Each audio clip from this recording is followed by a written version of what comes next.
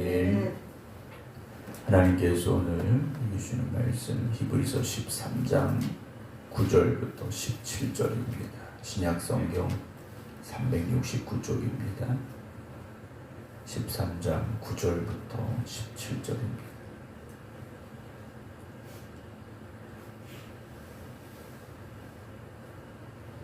여러가지 다른 교훈에 끌리지 말라. 마음은 은혜로서 굳게 함이 아름답고 음식으로서 할 것이 아니니 음식으로 말미암아 행한 자는 유익을 얻지 못하였느니라.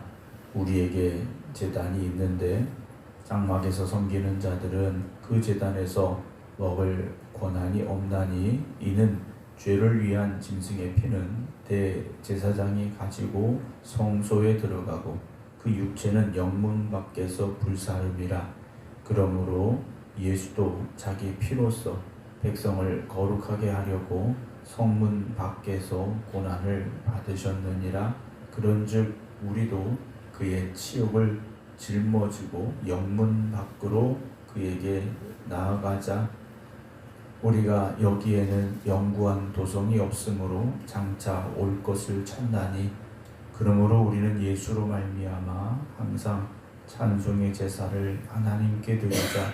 이는 그 이름을 증언하는 입술의 열매니라. 오직 선을 행함과 서로 나누어 주기를 잊지 말라. 하나님은 이 같은 제사를 기뻐하시느니라. 너희를 인도하는 자들에게 순종하고 복종하라. 그들은 너희 영혼을 위하여 경성하기를 자기들이 청산할 자인 것 같이 하느니라. 그들로 하여금 즐거움으로 이것을 하게 하고 근심으로 하게 하지 말라. 그렇지 않으면 너희에게 유익이 없느니라. 아멘. 할렐루야.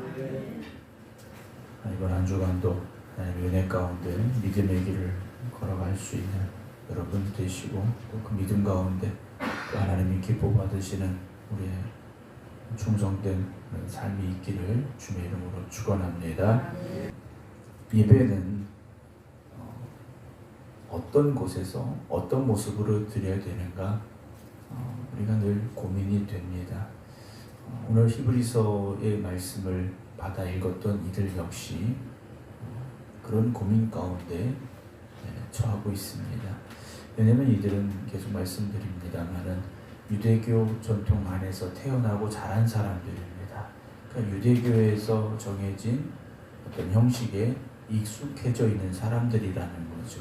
그렇기 때문에 이들은 성전에 가서 제물을 하나님 앞에 드리는 제사가 예배입니다.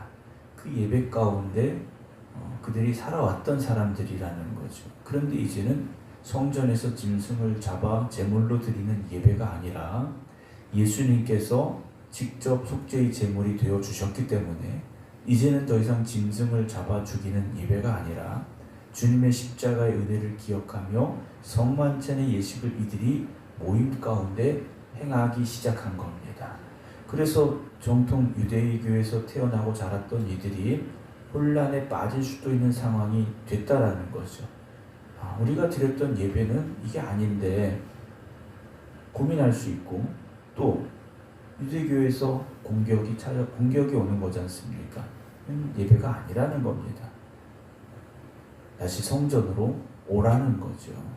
그럼 우리는 어떻게 될 것인가 하는 겁니다. 그때 붙잡아야 될 것이 복음의 진리입니다. 복음의 진리를 붙잡아야 되는 것인데요. 오늘 9절 보게 되면 여러 가지 다른 교훈에 끌리지 말라 그럽니다.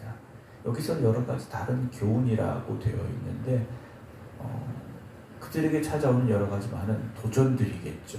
기존의 이들이 익히 알고 있었던 유대교의 전통들이 우선이 될 것이고 또 초대교회를 공격했던 여러 가지 많은 잘못된 사상들, 잘못된 그런 가르침들이 있었을 겁니다.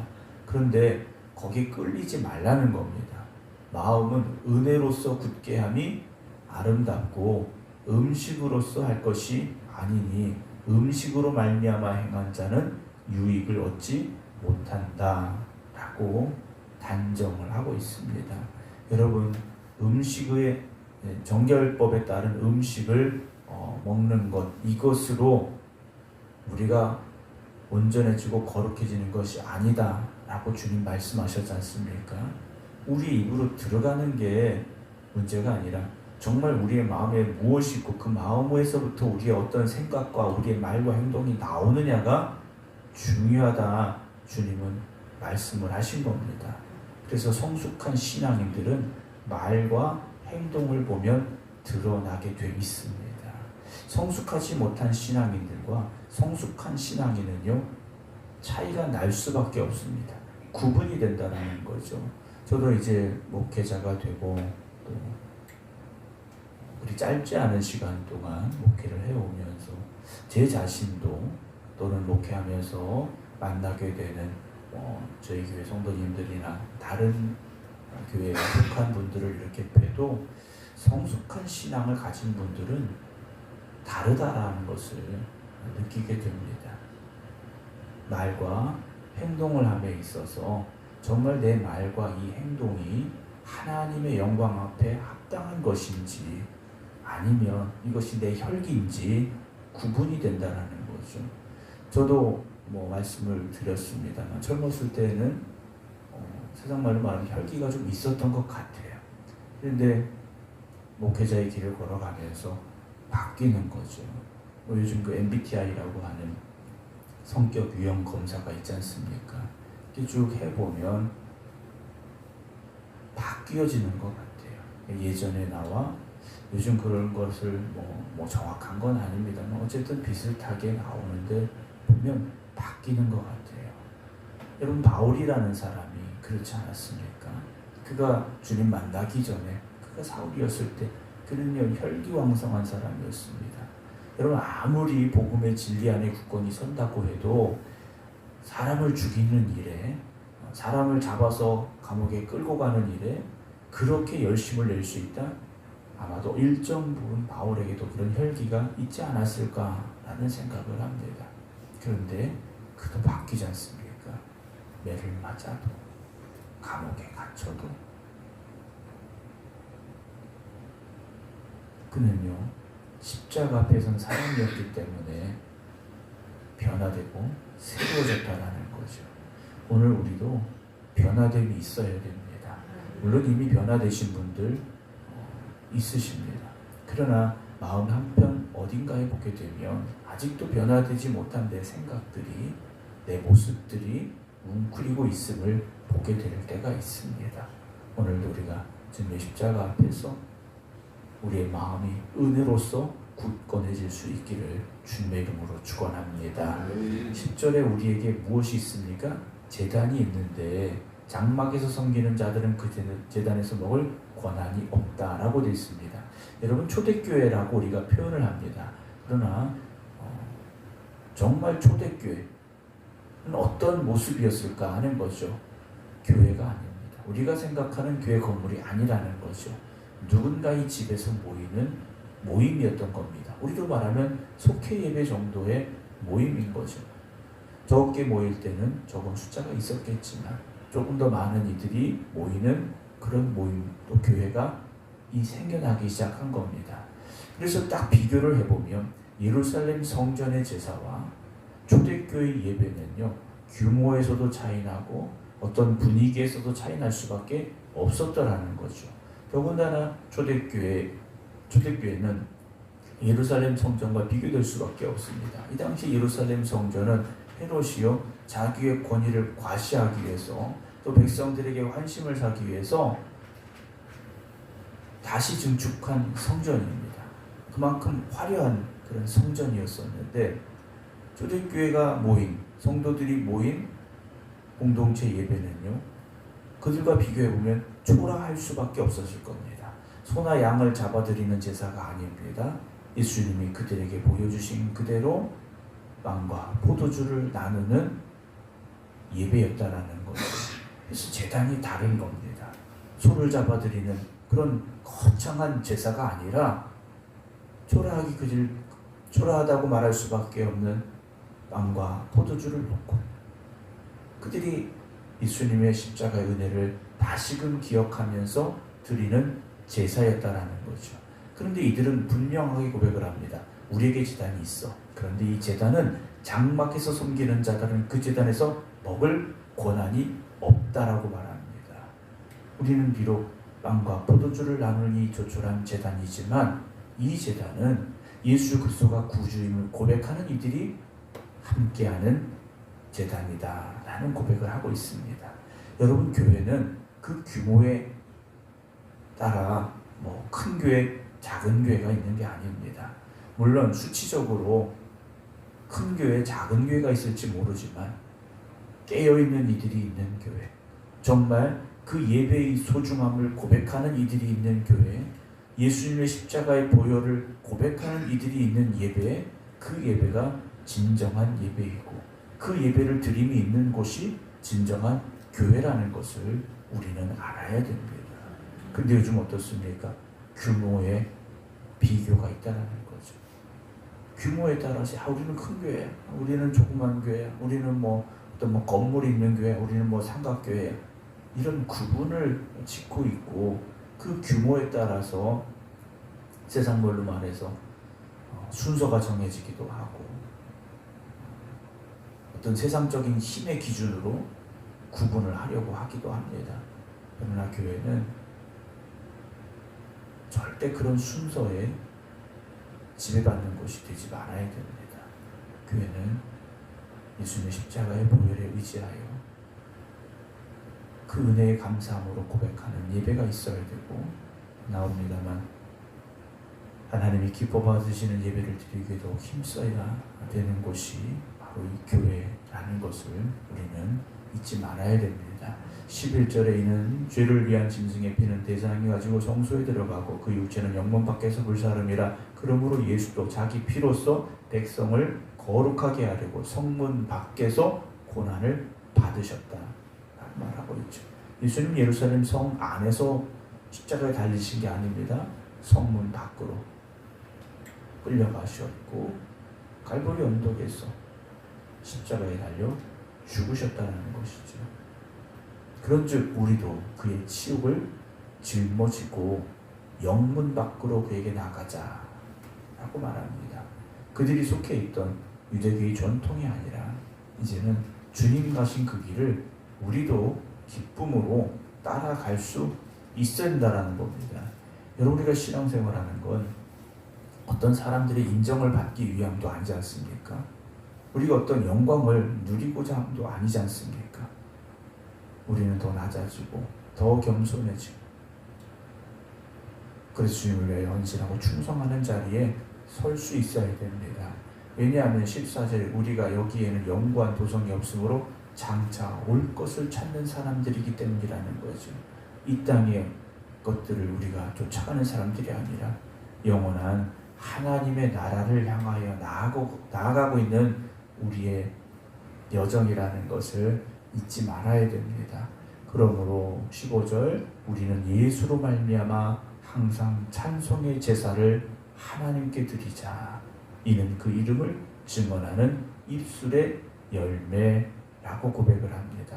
소나 양을 잡아드리는 제사가 아니라 찬송의 제사를 드리자라고 고백합니다. 이는 그 이름을 증언하는 입술의 열매이기 때문이다 라는 거죠. 하나님께 찬송의 제사를 드리자라고 말합니다. 이것은요, 소나 양을 잡자라는 게 아닙니다. 정말 우리의 마음에서 우러나오는 진정한 감사와 그 찬송을 입술로 고백하자라는 거지 않습니까? 우리가 찬송을 부르는 이유는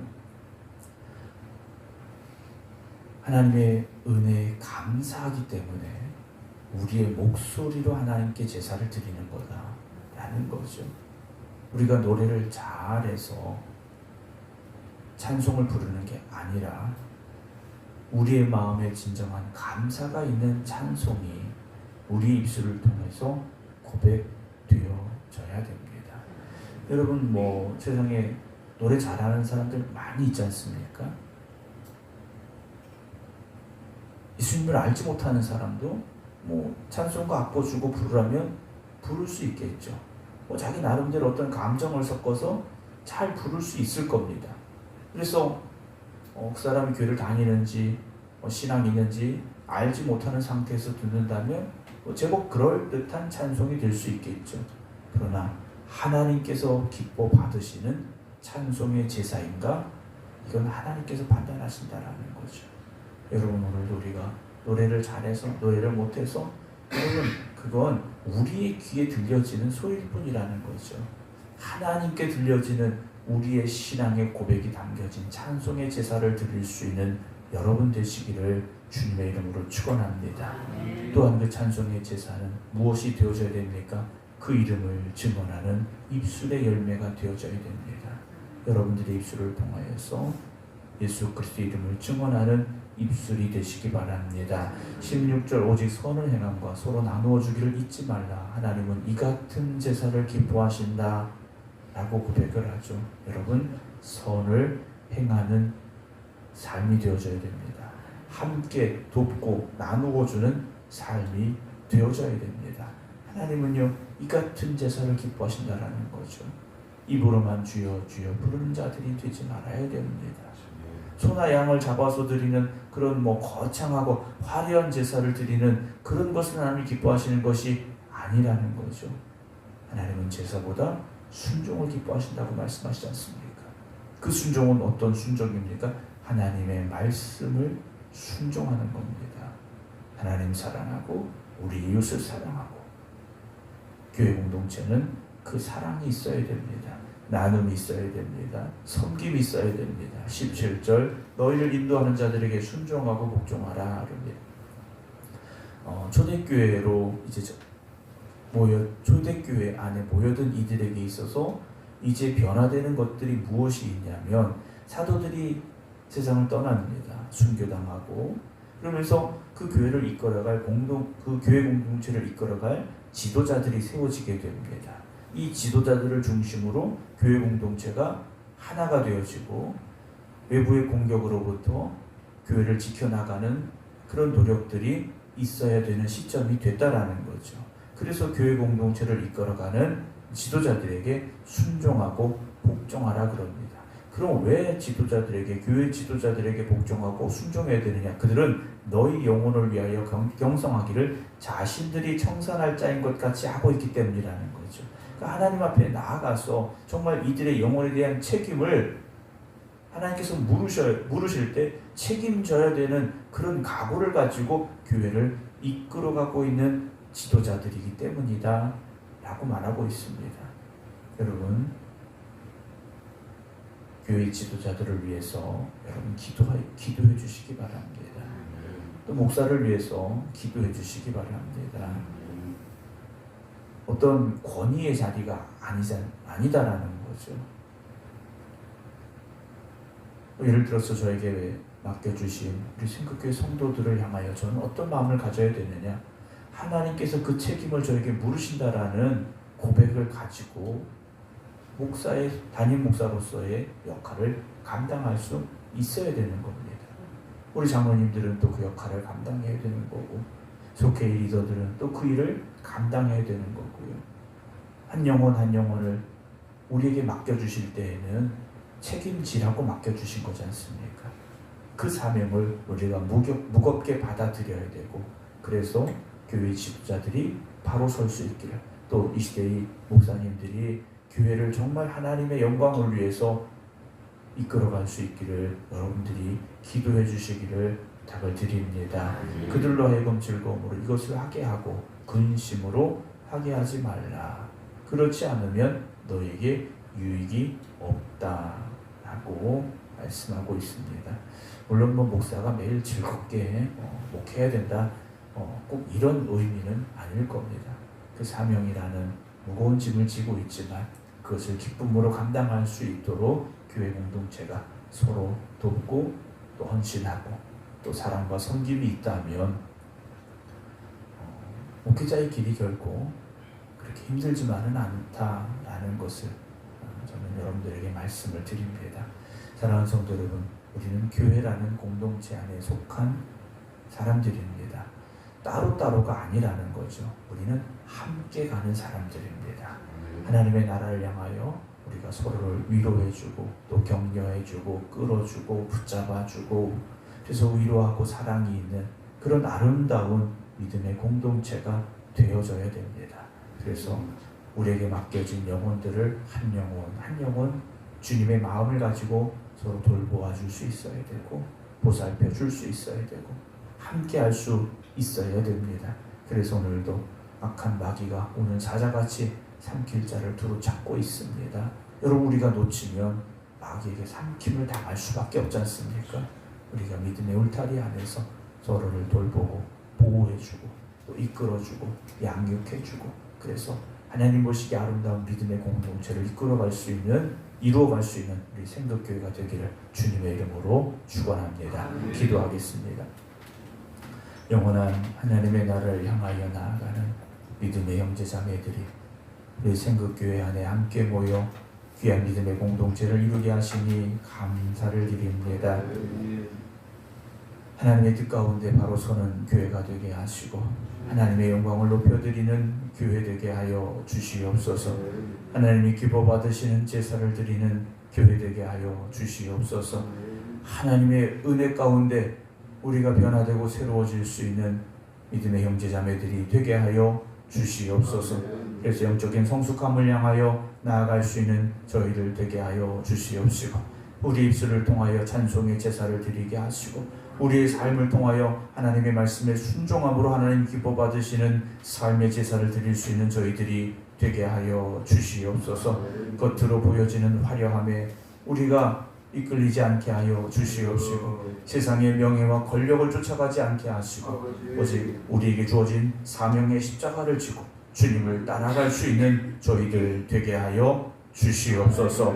이제는 우리 주 예수 그리스도의 은혜와 아버지 하나님의 무한하신 사랑하심과 성령님의 감동, 감화, 역사하심이 오늘도 하나님이 기뻐 받으시는 믿음의 제사를 드리겠습니다. 기도드리는 모든 성도들 위해 이제부터 영원토록 함께 하시기를 간절히 축원하옵나이다. 아멘.